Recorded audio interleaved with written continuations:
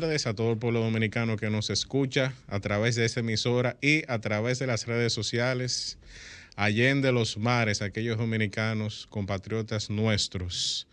A su programa Así es el Defensor, donde siempre vamos a aprender de derechos humanos, de derechos fundamentales, de deberes fundamentales, muy importante, de la buena administración pública y en general del Estado social y democrático de derecho que proclama nuestra Constitución.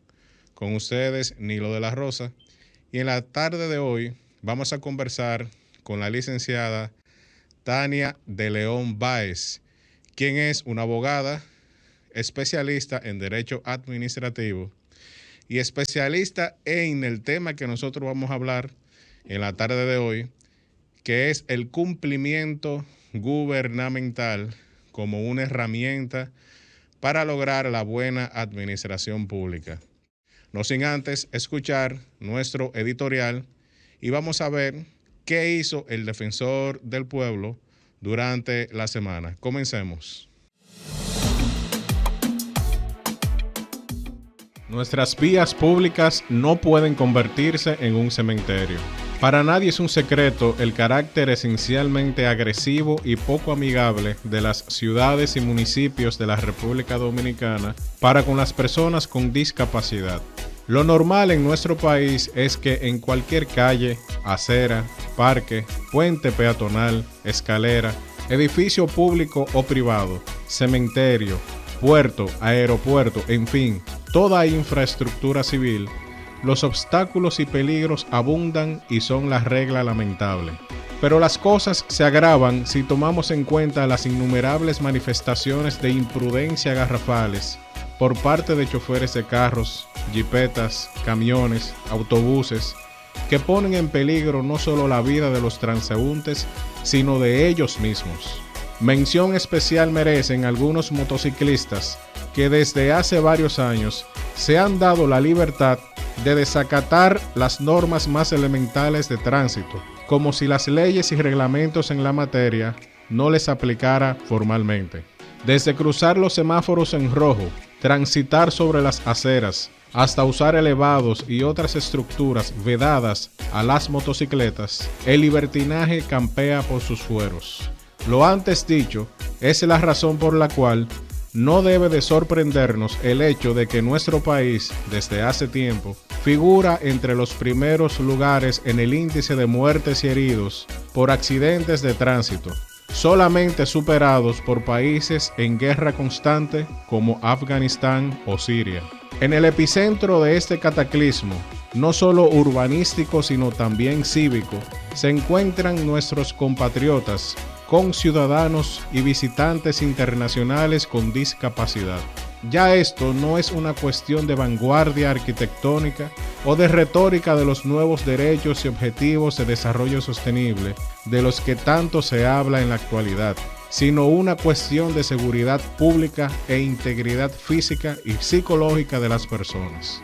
Desde este programa no solo hacemos un llamado a la conciencia de las autoridades nacionales y municipales sobre este problema, sino también una exhortación a todos nuestros conciudadanos a que nos organicemos de forma sana y eficiente para que entre todos podamos exigir y construir soluciones y políticas públicas coherentes, sensatas y realizables en favor de las personas con discapacidad, por un principio republicano y fundamental que nos ampara a todos, la igualdad ante la ley y el derecho humano a la vida. Muchas gracias.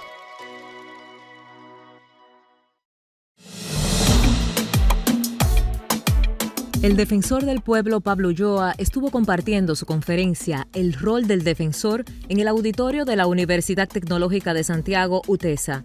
A la misma asistieron más de 300 estudiantes ansiosos por conocer la función que desempeña el defensor del pueblo. Esta misma charla fue ofrecida a estudiantes de orientación del ciclo básico de la UAST.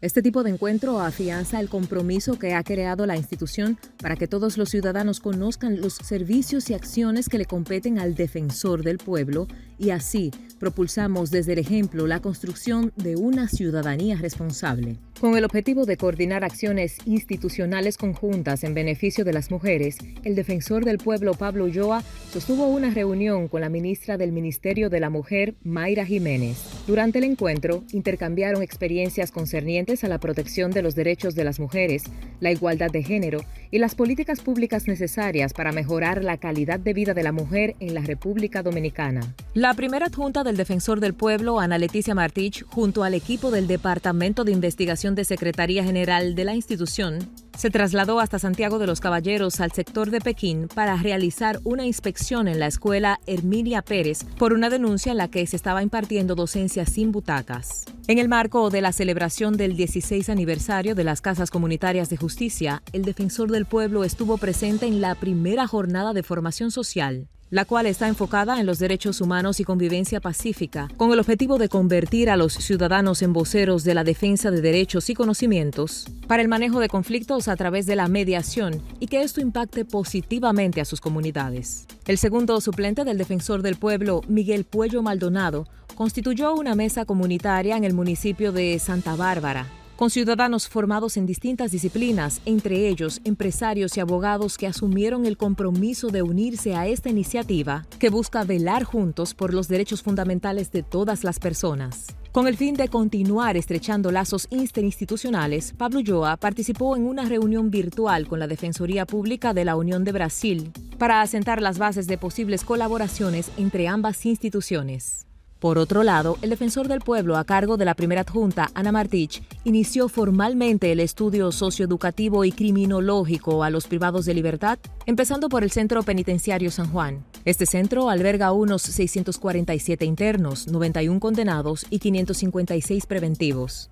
La jornada en ese penitenciario se extendió hasta el 14 de octubre. Durante los días 5, 6 y 7 de octubre, el defensor itinerante se trasladó a la provincia de Puerto Plata, abarcando los municipios de Altamira, Inver, Villa Isabela y Puerto Plata como municipio cabecera, donde se impartieron varias conferencias bajo los temas La Constitución como norma, dirigida a miembros de la Policía Nacional, y el conversatorio El costo de una patria, impartida por el doctor Darío Nin, segundo adjunto del Defensor del Pueblo, así como José Carbonell, encargado de la oficina del aula del defensor. Luego de estas actividades, el equipo del defensor tomó quejas y denuncias de las diferentes comunidades, las cuales serán canalizadas por las vías correspondientes de la oficina del Defensor del Pueblo. El Defensor del Pueblo celebró la segunda parte de la graduación del diplomado que imparte Constitucionalización del Derecho Administrativo y Garantía de Derechos, acto durante el cual 164 participantes recibieron sus certificados. La actividad tuvo lugar en la Asociación de Abogados de la ciudad de Santiago de los Caballeros. Este programa educativo es parte de la estrategia que está desarrollando el Defensor del Pueblo para impulsar la construcción de una ciudadanía responsable. El Defensor del Pueblo, en conjunto con el Centro de Investigación de la Pucamaima y el Ministerio de Educación, realizó un concurso entre estudiantes denominado Una mirada desde la Escuela de los Derechos Humanos, con el propósito de impulsar el conocimiento de derechos y deberes fundamentales de las niñas y los niños. El concurso contó con 2 categorías, cuentos y fotografías, en los niveles de primaria y secundaria respectivamente, con la participación de más de 500 niños y niñas. Esto permitió que un total de 15.000 personas fueran impactadas. Porque la transparencia es uno de los pilares del Defensor del Pueblo, la institución fue posicionada como el primer organismo constitucional que ejecuta su presupuesto en línea a través del Sistema de Información de la Gestión Financiera.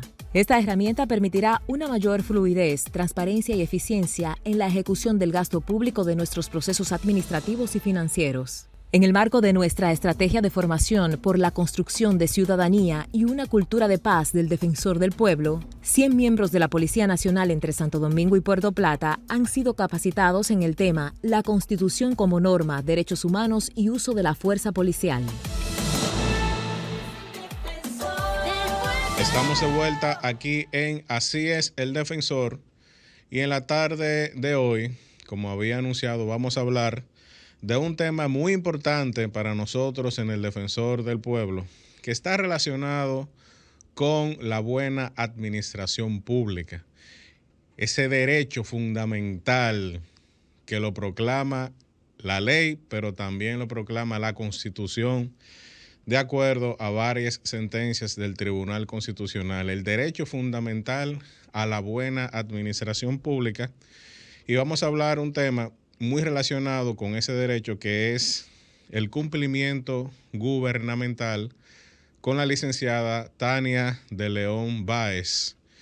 La licenciada Tania es abogada administrativista, especialista en Public Compliance, certificada como Compliance Officer Senior, acreditada por la IAS.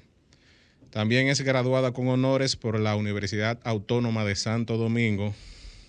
Cuenta con un máster en Derecho de la Administración del Estado por la Universidad de Salamanca en España.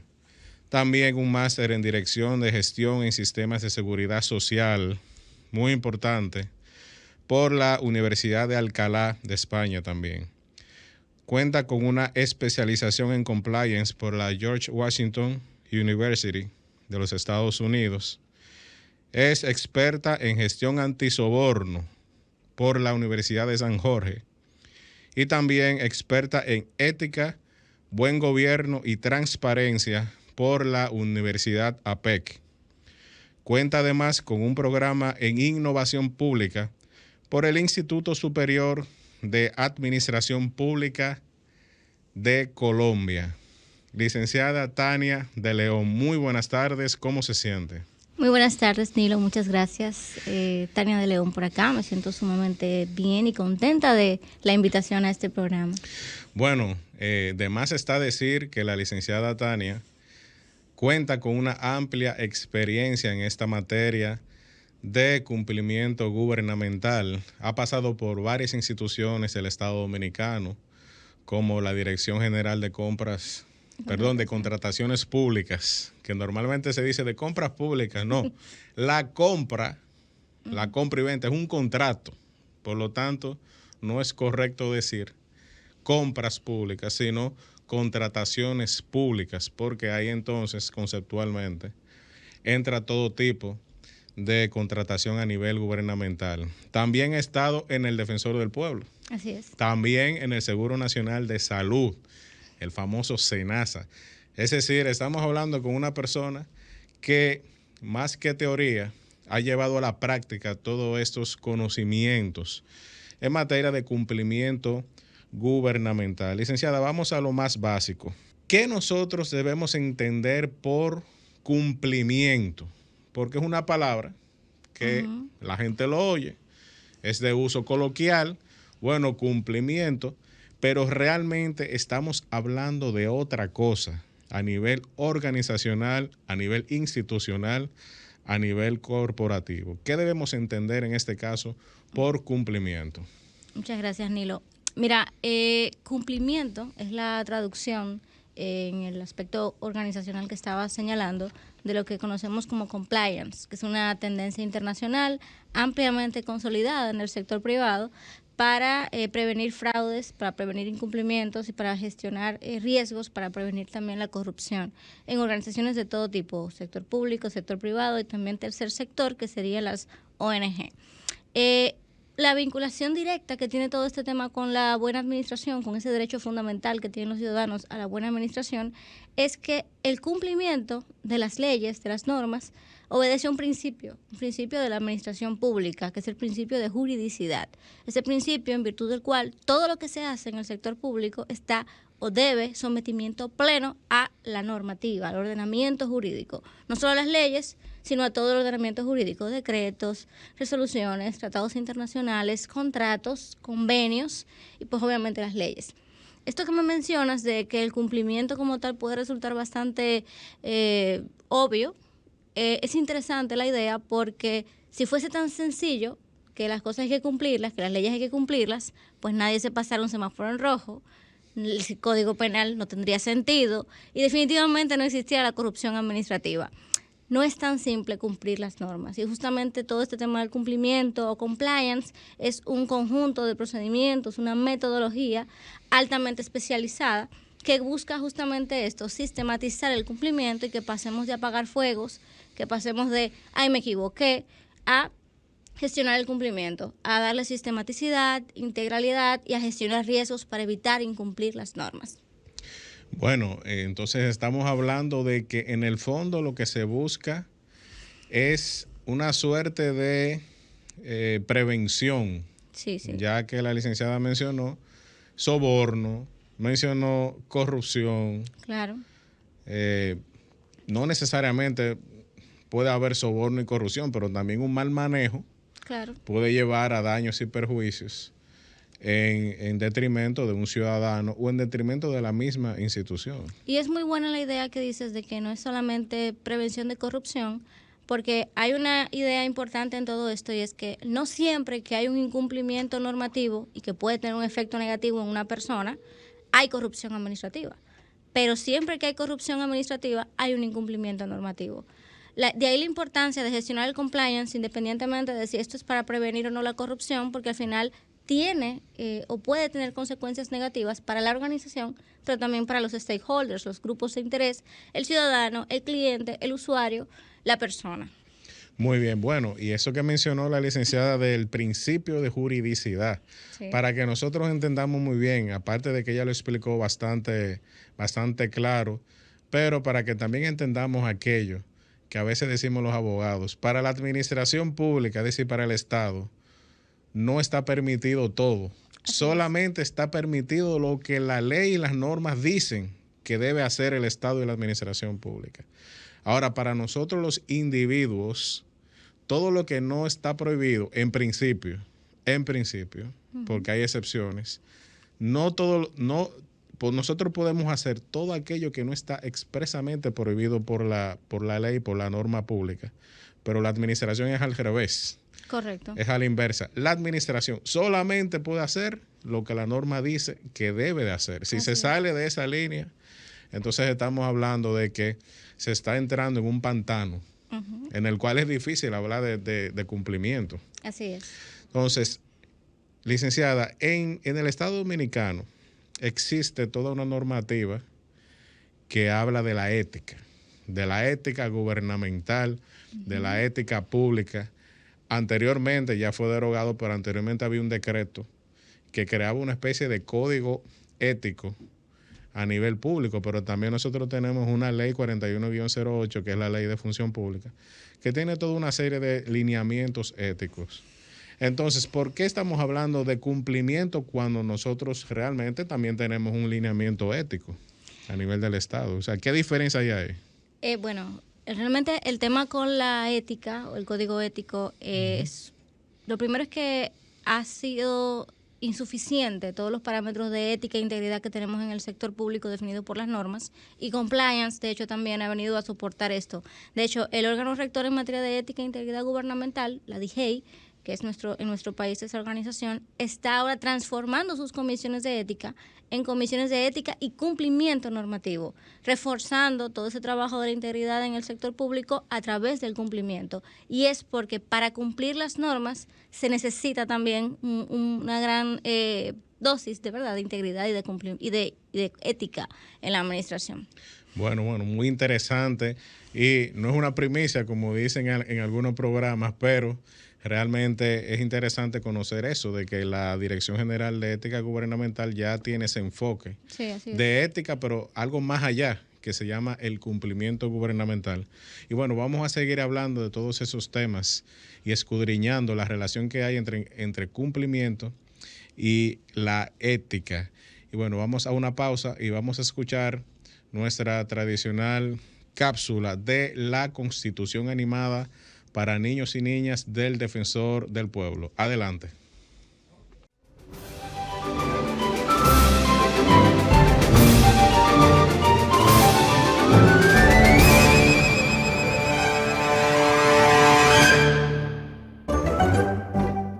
Derechos económicos y sociales.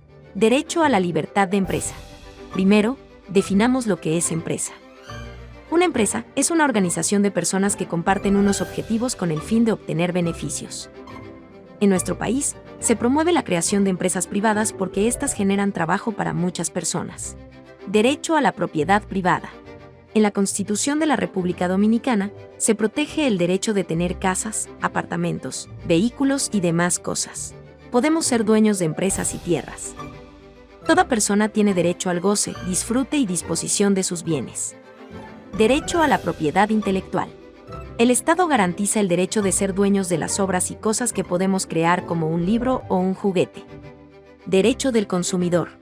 Este derecho se refiere a que todas las personas pueden disponer de bienes y servicios de calidad, así como a una información veraz sobre el contenido y las características de los productos y servicios que utilicen. Así concluimos este episodio sobre los derechos económicos y sociales.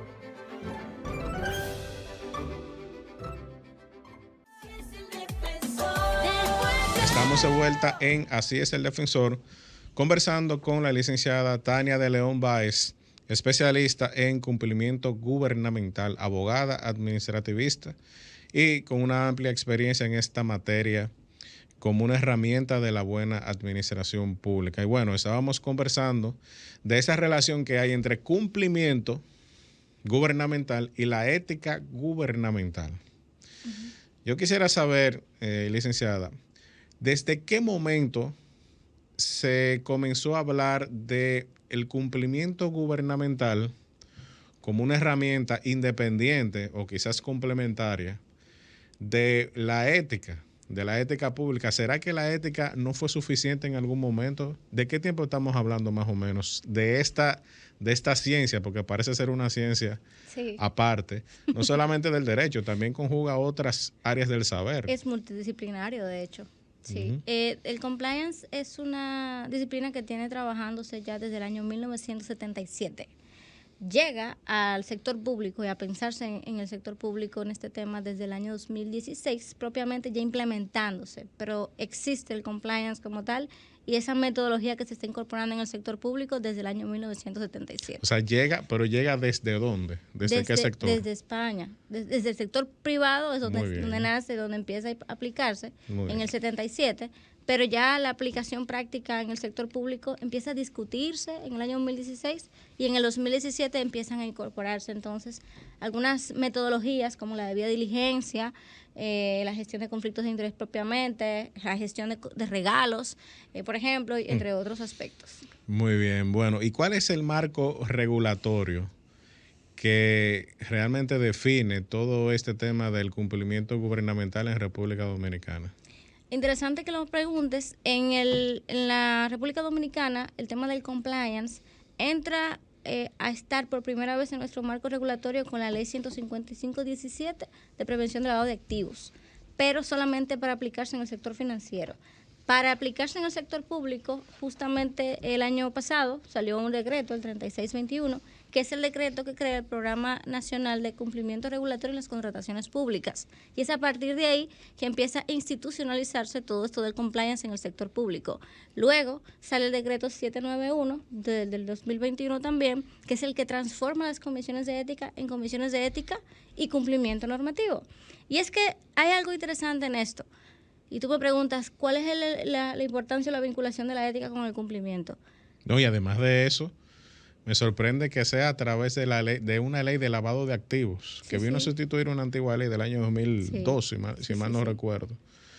¿Cómo es eso de que se traspasa del lavado de activos al Estado? ¿Será que ha habido lavado de activos en el Estado? No podemos decirte todavía eso, tú sabes. Habría que eso le corresponde a los tribunales decirlo. Gracias, ¿no? Pero, por ejemplo, ¿qué pasa con el tema del cumplimiento? Y pasa también con el tema de la ética. Nosotros decidimos si cumplir o no una norma. Por eso es que justamente a veces tú te encuentras con los delitos, te encuentras con corrupción, te encuentras con multas y sanciones, porque al final las normas están ahí, pero hay quienes deciden no cumplirlas. Pero esa toma de esa decisión viene influenciada justamente por la ética y por la integridad, que tú decides hacer lo correcto, que al final viene siendo cumplir la norma. Y entonces entender también, y viéndolo desde el sector público, que cumplir la norma o no tiene un efecto directo en el ciudadano, porque al final las instituciones públicas existen para materializar los derechos que el ciudadano tiene consagrados en la Constitución. Muy bien. Bueno, ¿y cómo se aplican estos, vamos a decir, todo este conjunto de normas, de procedimientos, de prácticas Me interesa bastante que haya mencionado gestión de conflictos, Sí. porque en un programa anterior aquí hablamos de las resoluciones alternativas de conflictos, de la mediación, del arbitraje, de la negociación, etcétera, etcétera. Todo eso se habló aquí. Y bueno, ¿cómo yo llevo todo eso en la práctica al Estado Dominicano? Es decir, que el ciudadano pueda ver, bueno, en esa institución pública X, realmente hay una cultura de cumplimiento gubernamental. Mira, muy interesante tu pregunta. La implementación del compliance obedece o sigue una directriz o un estándar general e internacional, que es el estándar de las normas ISO de compliance, una norma que recoge las mejores prácticas internacionales para el tema de la prevención de incumplimiento, gestión de riesgos y también prevención de la corrupción. Y la norma ISO 37301, que es la de cumplimiento, y la norma 37001, que es la de gestión antisoborno.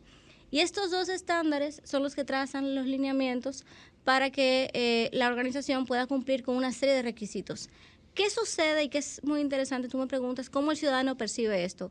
Justamente en el proceso de implementación que llevamos de estos sistemas de gestión en una organización pública, en este momento, en esta semana, estuvimos gestionando un espacio con nuestros stakeholders, nuestros ciudadanos, y se invitó a proveedores, a usuarios, a ciudadanos, a un espacio cerrado para levantar sus impresiones, para que nos dijeran qué tal su experiencia en el servicio con esa institución, qué trabas se encuentra para poder proveerle a esa institución en términos de contratación pública, qué espera del servicio, que sea más eficiente, pero que esa eficiencia no comprometa la integridad y el cumplimiento, porque a veces queremos ser rápidos, queremos ser eficientes, Claro, y nos llevamos por medio, ¿verdad?, todo el tema del cumplimiento.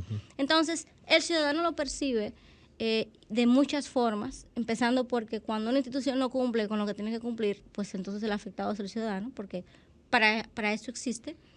Y entonces vemos ahí el tema de la garantía de derechos, vemos el tema de la seguridad jurídica, porque sé que me vas a cumplir en plazo ese procedimiento o ese trámite que estoy llevando, porque tú estás gestionando el cumplimiento en tu organización, y no va a pasar, o al menos será mínima la posibilidad de que tú vengas y me digas que extraviaste mi expediente, o que para poder sacarte ese pago tú me tienes que dar algo, un pago de facilitación. Todo eso se trabaja con el tema del compliance, para justamente prevenir la corrupción, que se convierte en una barrera para acceder al derecho. Porque a veces solamente vemos el tema de la corrupción como un tema de distracción de fondos, y solamente vemos el tema de la corrupción vinculado al dinero. Pero, ¿cómo podemos ver el tema de la corrupción como una barrera real de acceso al derecho? Transparencia Internacional publicó un informe en el año 2019 y tenía estadísticas que de 5 mujeres entrevistadas en un estudio que realizaron, 3 de ellas habían sufrido sextorsión, es decir, extorsión sexual para poder acceder a un servicio público. Eso tiene que ser lo más indigno que uno pueda vivir en una sociedad. Claro, así es. Y estamos hablando de un servicio público al que el ciudadano tenía derecho a acceder. Es un tema delicado.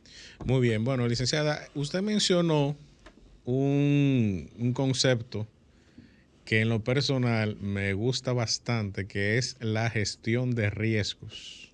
Sí, así es. Y bueno, normalmente a las personas que hemos escuchado el tema del riesgo, normalmente se relaciona con el mercado de valores, la economía bursátil y bueno, el riesgo financiero. Es decir, el riesgo se relaciona mucho con lo financiero, de qué posibilidades tengo yo de fracasar en un negocio X o Y. Ahora bien, en este ámbito, cuando usted menciona gestión de riesgo, ¿qué nosotros debemos entender por eso? Porque ¿qué riesgo hay en la gestión de una institución pública? Es decir, ¿cómo yo relaciono ese riesgo con la gestión pública? Hay instituciones públicas que son el riesgo mismo, ellas solas, por su propia naturaleza, por la cantidad de exposición que tienen a distintos grupos de interés, que tienen intereses distintos y que muchas veces se contraponen al interés general, el interés que la organización está llamado a garantizar. La gestión de riesgos, de hecho, debo decir, no es solamente un tema financiero, hay riesgos reputacionales, hay riesgos legales, hay riesgos operativos, hay riesgos de que en un proceso tú no lo instrumentes adecuadamente y no se le entregue entonces o se le niegue el derecho a una persona porque no se hizo una adecuada investigación.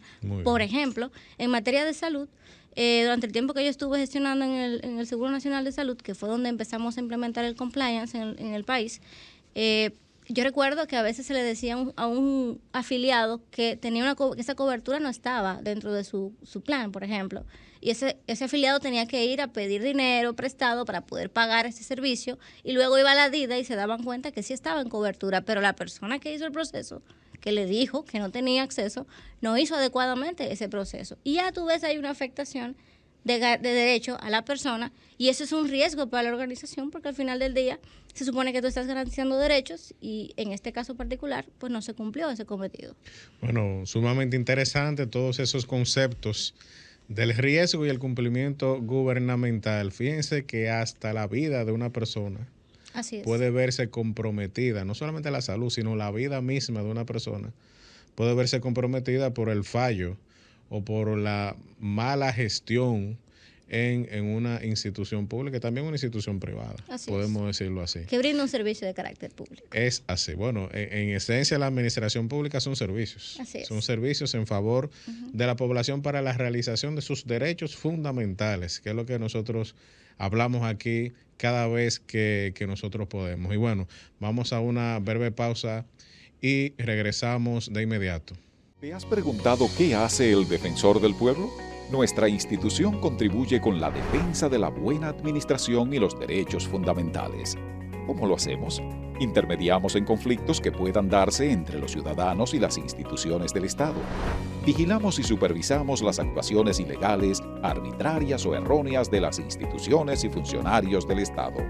Sugerimos cambios de criterio de los actos y actuaciones de la administración pública que violenten derechos. Promovemos y educamos a la sociedad en derechos humanos y fundamentales y accionamos en amparo de los derechos de las personas e intereses colectivos y difusos. Entérate de esto y mucho más en nuestra página web www.defensordelpueblo.gov.do. Teléfono 809-381-4777. Síguenos en Facebook, Twitter e Instagram a través de @defensorrd. Vamos por lo que nos une. Acceder al Defensor del Pueblo es fácil. Ya puedes descargar nuestra aplicación Defensor RD, disponible en App Store y Google Play. A través de esta puedes registrar tu caso, solicitar una visita del defensor, una charla, taller o aplicar para diplomados. Descárgala ahora. Estamos de vuelta en Así es el Defensor, programa institucional del Defensor del Pueblo de la República Dominicana. Y estamos conversando con la licenciada Tania de León Báez sobre el cumplimiento gubernamental, es decir, todas esas procedimientos, prácticas, conductas, ¿verdad? Porque no solamente es un tema de normas, sino un tema también que tiene que ver con la conciencia del mismo funcionario público para lograr una buena administración pública. Y bueno, licenciada, cuando nosotros montamos o diseñamos un programa de cumplimiento gubernamental en una institución pública, ¿cuáles son los objetivos fundamentales de ese programa de cumplimiento? Es decir, en ese año, ¿qué yo debo lograr en una institución que no tiene una cultura, que pudiera ser que no tenga una cultura de cumplimiento? ¿Cuáles son los objetivos fundamentales que deben de lograrse de inmediato? Tú acabas de responder la pregunta, una cultura. Eso es justamente lo que se persigue, que exista una cultura de cumplimiento, que no sea algo que se haga de manera aislada o cuando sucede una eventualidad, sino que eso sea parte de la cultura organizacional.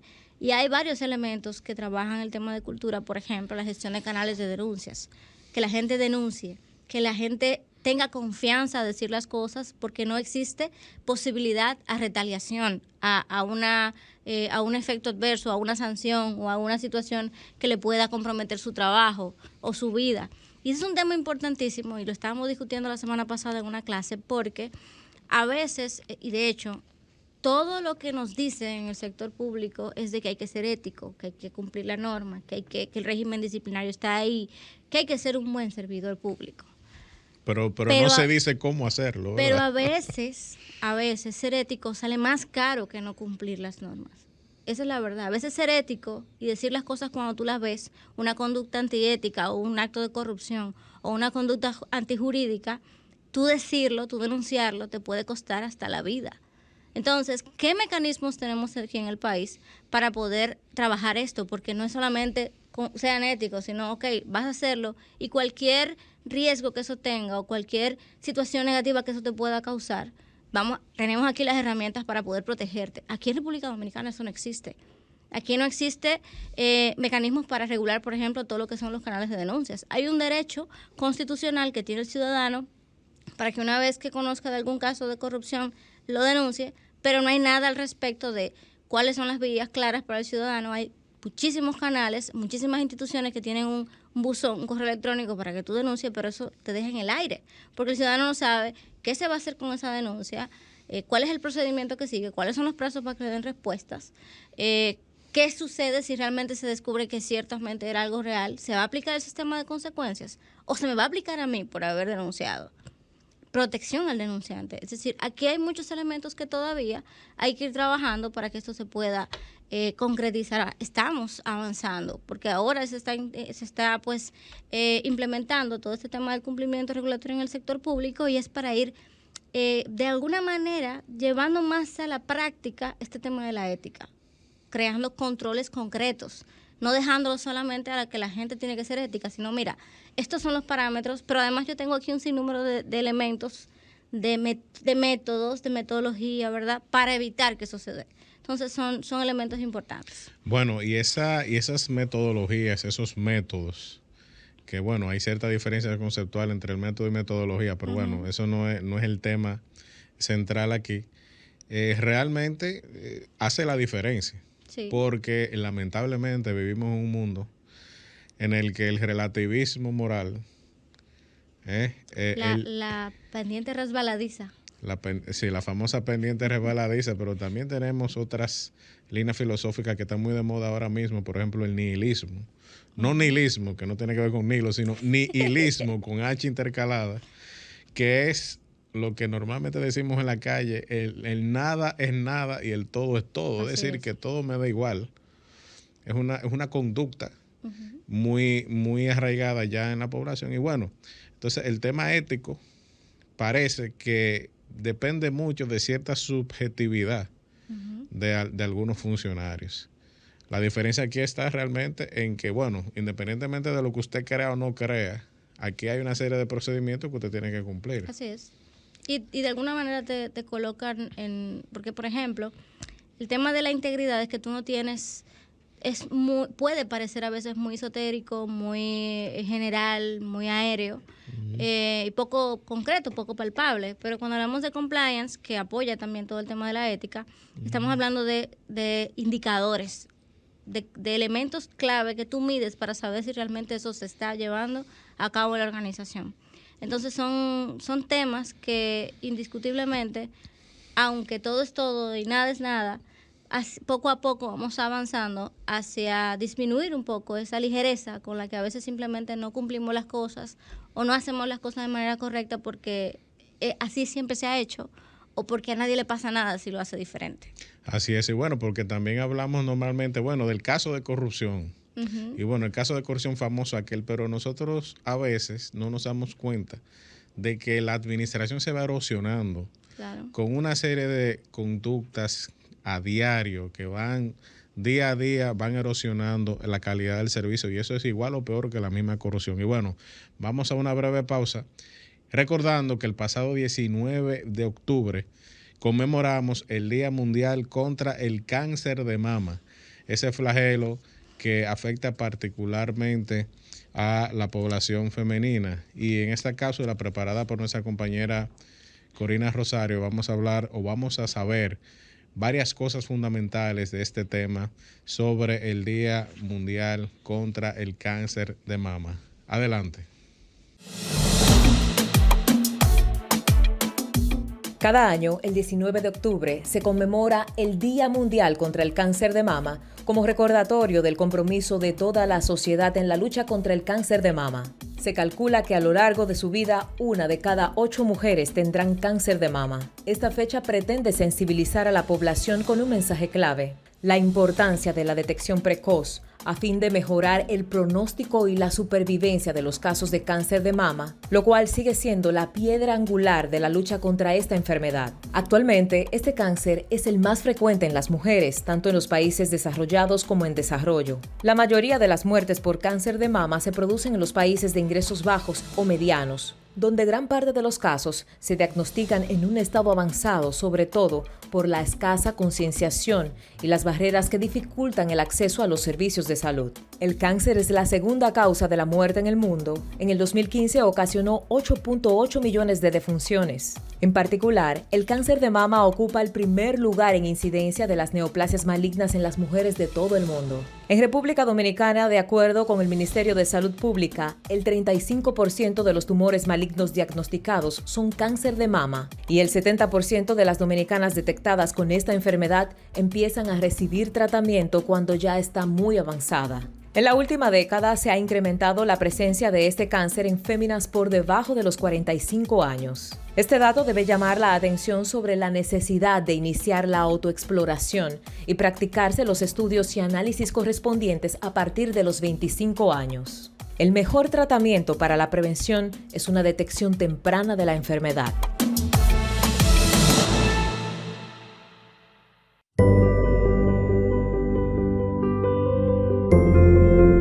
El buen manejo de los fondos públicos es fundamental para garantizar la eficiencia en el ejercicio de la función del defensor del pueblo. Por tanto, la transparencia es uno de los 4 valores de nuestro plan estratégico institucional. Como muestra de ello, el sistema de transparencia de la institución cumple con todos los estándares establecidos por la Dirección General de Ética e Integridad Gubernamental, valiéndonos el reconocimiento como uno de los 2 órganos constitucionales con mejor puntuación en materia de transparencia en los primeros 6 meses de este año. Y es que a nosotros nos mueven la honestidad y la transparencia. En octubre del 2021, implementamos la ejecución presupuestaria en línea a través del Sistema de Información Financiera del Ministerio de Hacienda. La transparencia también se evidencia en el manejo de nuestros procesos internos. Por ello, cumplimos con los requisitos de la norma para el desarrollo y gestión de los portales web y la transparencia de los organismos del Estado, NORTIC, y la Asociación Española de Normalización, AENOR, con ocasión de nuestra Carta de Servicio al Ciudadano, como una muestra del compromiso con elevar cada día más y en beneficio de los ciudadanos y ciudadanas la eficiencia de este órgano constitucional. ¿Resultados? Como resultado de todas las acciones, el Defensor del Pueblo aumentó su capacidad de atención y respuesta en un 201% y una institución abierta y transparente. Vamos por lo que nos une.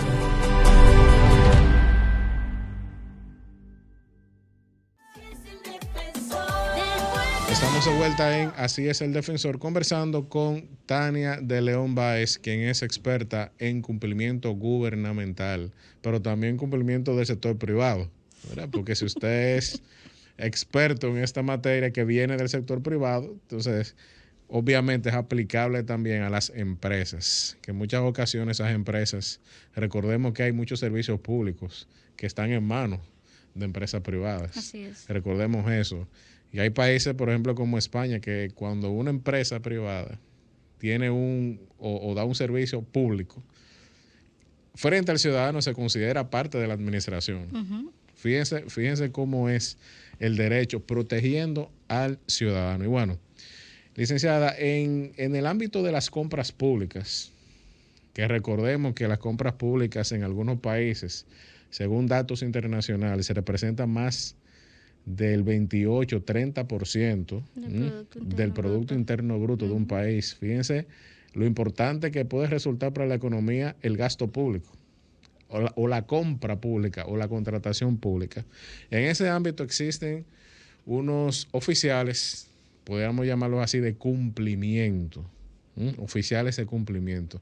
¿A qué nos estamos refiriendo con eso de un oficial de cumplimiento? ¿Es un funcionario nuevo en la administración pública? Sí, es una figura nueva que viene también extrapolada del sector privado, el compliance officer, como se le conoce, y es una figura que es la que se encarga de liderar todo el proceso de cumplimiento, todo lo que es la implementación de todos los procedimientos, todos los protocolos y la gestión operativa de lo que es el compliance. Esa figura se incorpora a través del decreto 3621 en compras y contrataciones. Fue un proceso interesante porque no existía esa figura y en el sector público, como bien señaló Bonilo en su momento, no se puede hacer nada de verdad que no esté expresamente definido en la norma, y esa figura no existía, y por lo tanto el MAP, que es la organización, el rectora, ¿verdad?, en materia de organización de la administración pública, tuvo que crear esa figura para que pudiera entonces entrar todo ese personal a trabajar en compras públicas.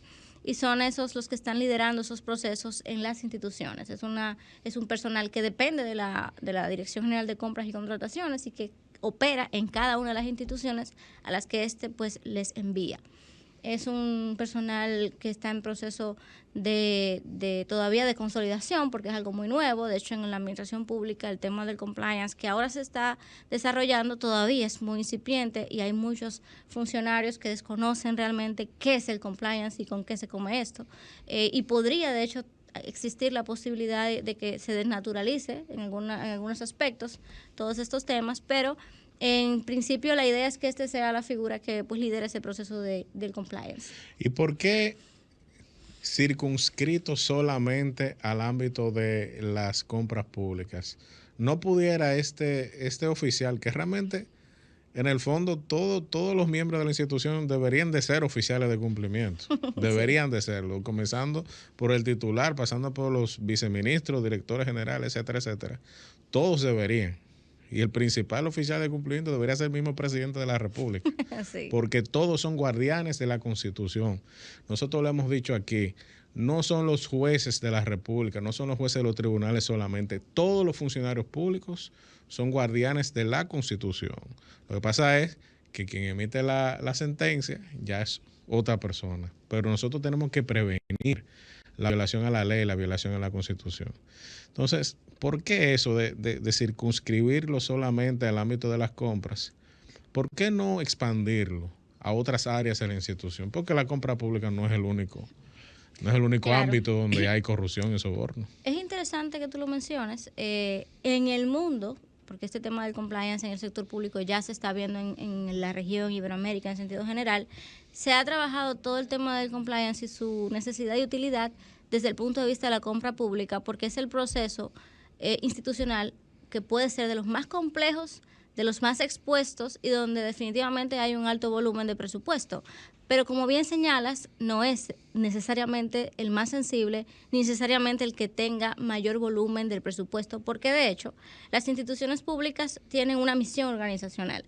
Muchas veces la mayor parte del presupuesto se destina a esa misión organizacional, donde existen presupuestos, donde existen servicios, donde existen contrataciones que no están en el marco de la 340 y que no necesariamente, o que podrían, de hecho, estar bastante expuestas a incumplimientos y también a corrupción administrativa.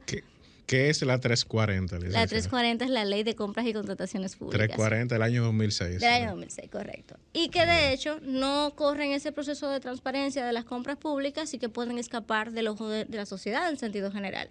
Esa es una de las principales razones por las cuales nos enfocamos en el compliance en las compras públicas, porque está altamente expuesto a la sociedad, porque la gente está muy pendiente de cómo se llevan los procesos de compras y por lo cual, pues entonces yo quiero gestionar riesgos de que pase cualquier situación que pueda comprometer mi reputación y que me pueda generar una crisis como funcionario y como servidor público.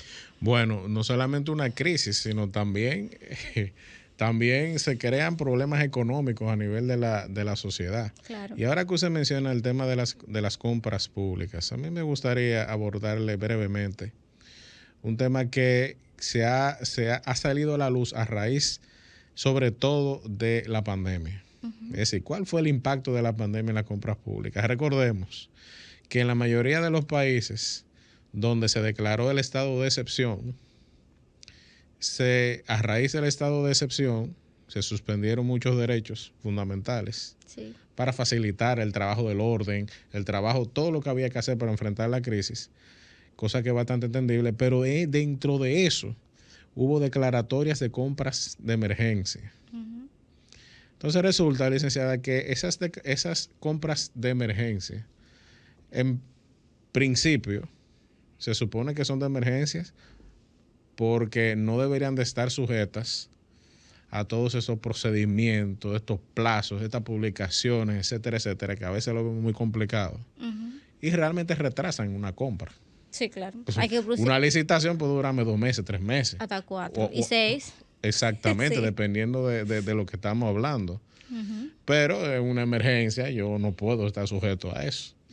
Entonces, en algunos países de América Latina se dio mucho casos de corrupción que tenían que ver con eso. ¿Cómo nosotros podemos combinar todos estos temas de que haya ética, de que haya orden, incluso en medio de una crisis, como en el caso de una pandemia que motivó que se declararan compras de emergencia?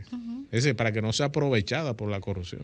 Bueno, de hecho, aquí en el país hubo modificaciones a la ley actual a raíz del tema de la pandemia. El mundo no estaba preparado para eso y la ley actual tampoco lo estaba, y por eso todo lo que tiene que ver con compras de vacunas se sacó completamente de lo que es la ley 340.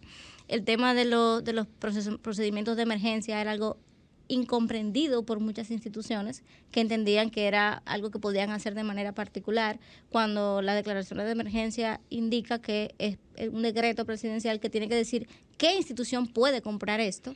Y a raíz de estos hubo muchísimas situaciones en instituciones donde se compraban insumos fuera y completamente al margen de la ley, sin estar amparados en ningún decreto. Esto generó muchas situaciones. El tema de la debida diligencia aquí jugó un papel importante por el tema de saber a quién le estaban comprando. No solamente saber si lo que me están brindando o los insumos sanitarios que estábamos pidiendo eran los adecuados, sino si esa empresa realmente se dedicaba a eso o si estaba aprovechándose nada más de la situación de pandemia en ese momento. Y uno de los elementos más interesantes que también agrega y aporta el compliance en todo esto es la debida diligencia, desde el punto de vista de que a veces satanizamos un procedimiento de compra o una gestión de un funcionario porque en esta administración, por ejemplo, que le dieron un contrato al primo del primo del amigo de fulano, y encontramos cierta vinculación entre esa contratación y el funcionario de esa institución o alguno de los mandos medios de la institución. Sin embargo, la ley actual no contempla todo lo que es el tema de la debida diligencia e investigar a profundidad con quién tú estás contratando. No va más allá de pedir unos documentos legales, TCS, DGI, todo eso, y por lo cual yo no tenía la obligación jurídica de ir más allá para saber quiénes eran los accionistas, qué vinculación podían tener con el funcionario de esa institución en ese momento y todo esto. Esto genera muchas veces que la gente crea que hay una búsqueda y que no se hizo lo que tenía que hacer. Pero probablemente simplemente yo lo que estoy es agotando mi proceso hasta donde me dice la ley que lo agote. Así es. Y no profundizo porque la ley no me lo pide. Ya ahora, con el sistema del compliance, ha venido a querer introducirse todo este tema de la debida diligencia con limitaciones jurídicas, pero que camina justamente hacia eso, para saber con quién yo me estoy vinculando, a quién yo le estoy vendiendo. Y, por ejemplo, todo lo que tiene que ver con el registro de proveedores del Estado, que son esas empresas que están habilitadas, en teoría, para brindarle servicios al Estado, ahora ya está cambiando, ya porque antes se entendía de que todo el que tenía un registro de proveedor del Estado ya tenía esa depuración realizada, pero en realidad no, simplemente entregaba información para decir yo quiero proveerle al Estado y bueno, te puedo proveer al Estado. Y no debería de ser así. Correcto, licenciado. debería es decir, ser. Si el Estado dice Claro. que yo soy proveedor, se supone que para yo obtener eso y mantener mi certificado, Claro. mi registro, se supone que yo debo de cumplir Sí, pero no mínimamente con la norma. No es así. Ese es un elemento que se ha señalado en varios escenarios que debe cambiarse, que debería ser habilitante, en el sentido de que debiese ser el órgano rector el que haga la depuración y esa debida diligencia al proveedor, para que nadie que no cumpla con eso pueda ser proveedor. Pero realmente no es así como se está haciendo actualmente, y es cada institución que tiene ese trabajo de realizar esa debida diligencia al proveedor. Bueno, licenciada, definitivamente estamos frente a toda una ciencia que, como había mencionado anteriormente, es multidisciplinaria. Así es. Porque no solamente abogados, también ingenieros industriales, también Economistas. especialistas en recursos humanos, etcétera, etcétera. Es decir, que en una gestión pública, señores, debemos de integrar a profesionales de todas las áreas para lograr realmente un sistema de cumplimiento gubernamental. Y bueno, hemos llegado al final de nuestro programa y como siempre les deseamos un feliz resto del domingo y una semana llena de dicha y llena de mucho provecho. Nos vemos en un futuro próximo. Hasta entonces. El que está para ti te da la mano, de los derechos de cada ser humano, siempre contigo caminando a tu lado. Así es el defensor del pueblo. Si no pudiste sintonizar, Así es el Defensor, en vivo los domingos por Sol 106.5 FM, te invitamos a que visites nuestro canal de YouTube Defensor del Pueblo. Cada lunes subimos nuestro programa radial al canal del Defensor del Pueblo. No te lo pierdas, suscríbete, activa la campanita, dale me gusta y comparte.